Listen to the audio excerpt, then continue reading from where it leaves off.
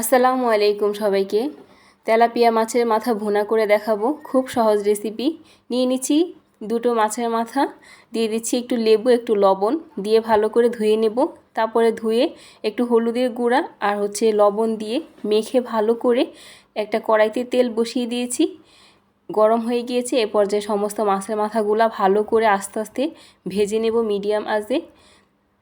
মাছের মাথাগুলো ভালো করে ফ্রাই হয়ে গিয়েছে। এ পর্যায়ে অ্যাড করে দিব পেঁয়াজ কুচি। পেঁয়াজটা ভালো করে ভেজে এখানে দিয়ে দিচ্ছি একটু লবণ।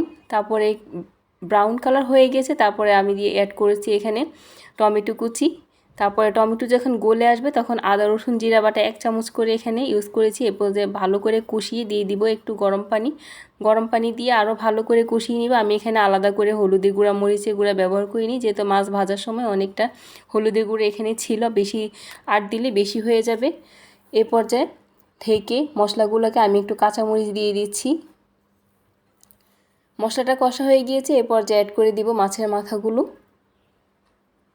মাছের মাথাগুলো সবগুলো দিয়ে আমি এখানে গরম পানি দিয়ে এটাকে ঢেকে রান্না করে নেব।